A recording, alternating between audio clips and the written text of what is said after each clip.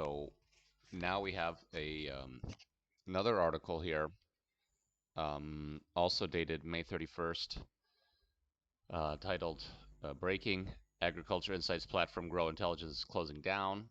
So by Elaine Watson, May 31st, 2024. Ag Insights platform Gro Intelligence is calling it quits after failing to secure enough capital to stay afloat following a turbulent few months. Ag Funder News understands the firm, which secured some 11th hour funding in March, as it laid off 60% of its staff, informed remaining staff this week that it would be closing down, with a skeleton crew kept on to wind things down, say sources close to the company.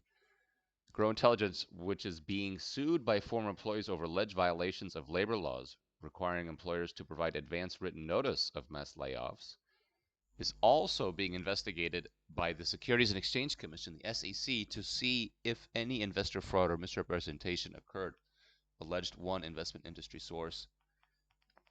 The SEC is asking for communications and representations to investors, added a second source who previously worked at Gro Intelligence. An SEC spokesperson told us the SEC does not comment on the existence or non-existence of a possible investigation. CEO James Cariello, who replaced founder Sarah Menker at the helm of the New York and Erie-based company in February, did not respond to a request for comment. One former employee told us, "I suspect someone will get the IP for pennies on the dollar."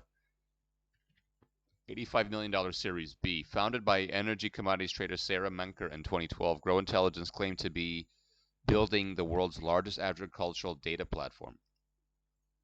It netted an $85 million Series B round in January 2021 from backers including Intel Capital and Africa Internet Ventures, and was named as one of Time's 100 most influential companies that year. By February of this year, employees were being told that Gro Intelligence was unable to make payroll and that founder Sarah Menker was no longer CEO, but as founder would have ongoing responsibilities. One former employee told AgFunder News, "I gathered from subsequent conversations that these related to business development and fundraising. We were told that COO Suet Andorum was no longer with the firm in any capacity." In early March, Gro Intelligence secured some funding, which at the time one former employee told us was expected to last until June or July, and laid off 60% of its staff. A fundamental mismatch between product and the market. Gro Intelligence generated the bulk of its revenues from Unilever, but had picked up some business with other packaged food companies and a number of quantitative and fundamental commodities investors, one former employee told AgFunder News earlier this year. It has positioned itself as a food security platform to a small Asian country and a country in the Middle East exporting oil without success. It had also attempted to engage the U.S. government under a variety of guises, but was only picking up bits and pieces of business here and there. Asked what had gone wrong, the source blamed a combination of the challenging funding environment and a fundamental mismatch between the product and the market.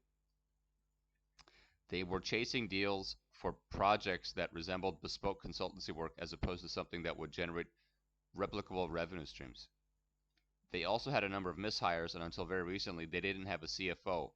So I don't know that they were being able to produce reasonable financials on a quarterly basis for investors.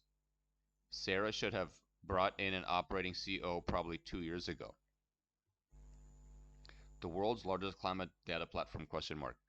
Gro Intelligence, which founder Sarah Menker claimed had ended up building the world's largest climate data platform without even knowing it, scrapes data from governments, trade organizations, weather and geological agencies, commodities, and financial markets to provide actionable insights. To predict crop yields, for example, Gro Intelligence combines satellite imagery with data on rainfall, drought, vegetative health and density, soil moisture, and land surface temperature, and data from the USDA's National Agricultural Statistics Service, NASS, or Brazil's IBGE, the Brazilian Institute of Geography and Statistics. End of article. So from a business point of view, there was 3 or 4 outstanding parts of this article which make it quite clear why the company, after an $85 million Series B, it was in the position that it was in. And they are the following. A mismatch, it says here, between product and the market. So the bulk of the revenues was coming from Unilever as a client. Um, and then there was some business with other packaged food companies, as well as a number of quantitative and fundamental commodities investors. Um, so from the trading side, it might make sense that commodities investors are looking to get really quality data from this company, Gro Intelligence. Packaged food companies, however, um, are sort of further down the line. They're more after the product has been created and shipped. So this data set might not be as relevant to them. Certainly, commodities investors would make the most sense because these are traders and they are able to really move markets when it comes to price predictions. Right. So then the other comment from the article was that it positioned itself as a food security platform to a small Asian country and one in the Middle East exporting oil without success. So yeah, food security platform um, is their branding or market positioning. So if you are actually, as this company was attempting, Gro Intelligence, to present yourself or position yourself as a food security platform, that might be a tough sell when you're trying to sell to actual governments, because you probably need more additional case studies. Or on the client side, the clients, if it was a government, needs to have all of their various departments that are going to use Gro Intelligence as a on a full contract basis, to actually be able to receive the data and deploy the data and find a value add. It might be the problem of some of these governments that they were not ideal clients because the governments themselves were, with all of the bureaucracy, maybe quite all over the place when it comes to their data and who, meaning the employees of the government, might be using that data. Some might be using it much more, some might be using it less, and it might have just not made much sense to be directly selling to government like that. And then it says here in the article, attempted to engage the U.S. government under a variety of guises, but was only picking up bits and pieces of business here and there.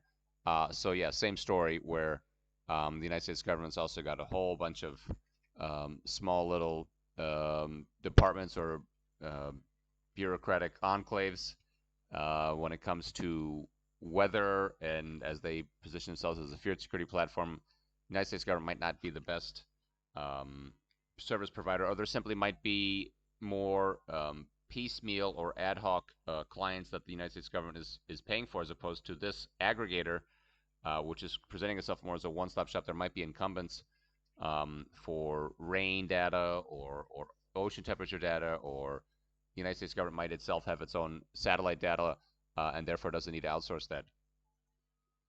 Yeah. So, and then ask what had gone wrong.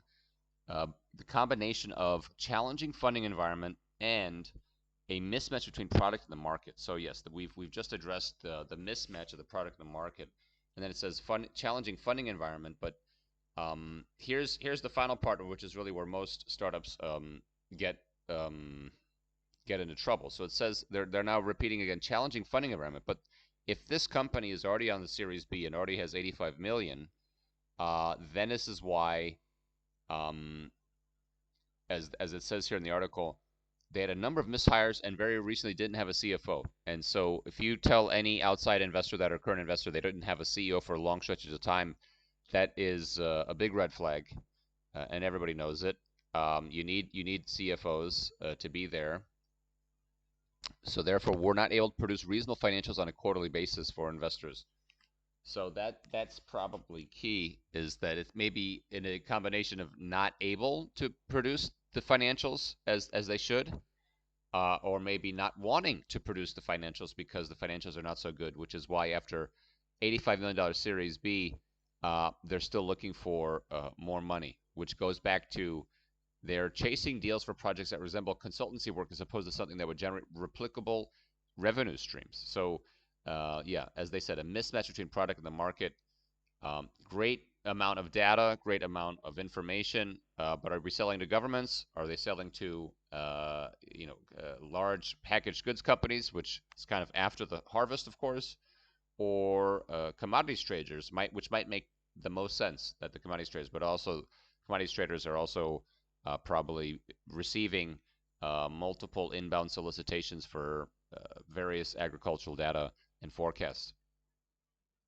So, with that being said, this is another good opportunity to um, review this article and just talk about what went wrong, where it went wrong, and I think the article does a great job of addressing that with all these interviews, and then with what we've just discussed again, CFO, right, financials, challenging funding environment, and fundamental mismatch between product and market. You have right there multiple reasons why this startup was not a success, but nonetheless, great piece of data, great piece of aggregating various bits of data, but how to monetize it is another question. And so even after being able to secure it, to package it and then resell it to governments or large industries was maybe too much of a challenge.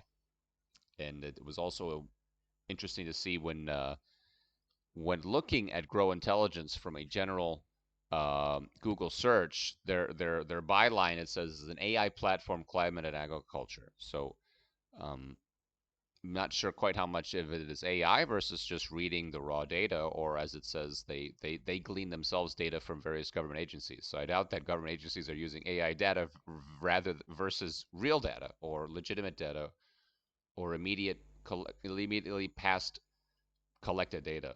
So the AI buzzword bingo maybe is a little bit off topic too, but that's now irrelevant because the company is winding down after being able to find product market fit and follow on funds.